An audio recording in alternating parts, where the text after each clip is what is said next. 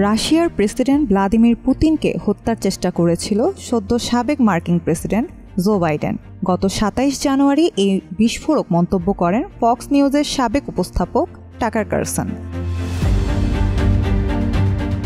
Tucker Carlson বলেন, এটা সম্পূর্ণ পাগলামি। কেউ কিভাবে এমন একটি চিন্তা করতে পারে? এটি বিকৃত মানসিকতা। কেন তারা এমনটা করছে?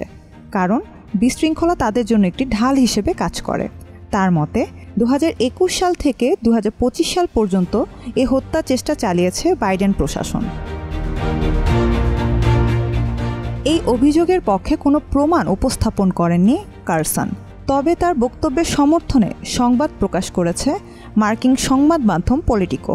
এরপরে নতুন উত্তেজনার সৃষ্টি হয়েছে বিশ্ব রাজনীতিতে।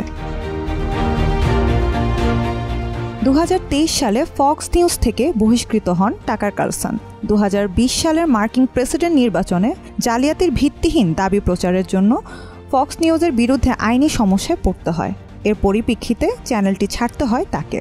তিনি সাধারণত ক্রেমলিনের বক্তব্য সমর্থন করেন এবং ইউক্রেনকে দেওয়া মার্কিন সামরিক সাহায্যের সমালোচনা করেন।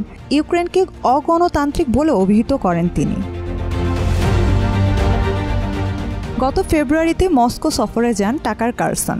সে সময় রাশিয়ার প্রেসিডেন্ট ভ্লাদিমির পুতিনের সাক্ষাৎকার নেন তিনি। অনেকের মতে এই সাক্ষাৎকার ছিল অত্যন্ত নমনীয় এবং পক্ষপাতদুষ্ট।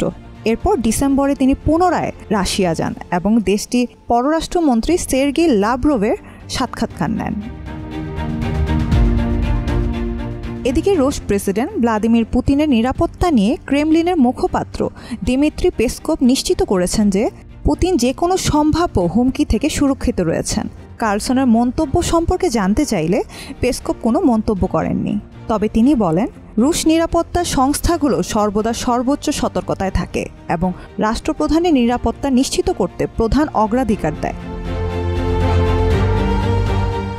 মার্কিন কর্মকর্তারা কখনোই রুশ বা সোভিয়েত নেতাদের হত্যার পরিকল্পনার কথা স্বীকার করেননি। তবে ২০২২ সালের সেপ্টেম্বরে নিউজউইক প্রতিবেদনে উল্লেখ করা হয়, যদি রাশিয়া ইউক্রেনের পারমাণবিক অস্ত্র ব্যবহার করে তাহলে মার্কিন কর্মকর্তারা ডিক্যাপিটেশন স্ট্রাইক পরিকল্পনা বিবেচনা করেছিলেন। যদিও মস্কো স্পষ্টভাবে জানিয়ে দিয়েছে তাদের এমন কোনো পরিকল্পনা নেই। রুশ প্রেসিডেন্ট ভ্লাদিমির পুতিন ২০০০-এর দশক থেকে একাধিক হত্যা চেষ্টার লক্ষ্যবস্তু হয়েছেন। ২০১২ সালে রুশ এবং ইউক্রেনীয় নিরাপত্তা বাহিনী ওদেসা শহর থেকে কয়েকজন চরমপন্থীকে গ্রেপ্তার করে, যারা পুতিনের উপর বোমা হামলার পরিকল্পনা করছিল।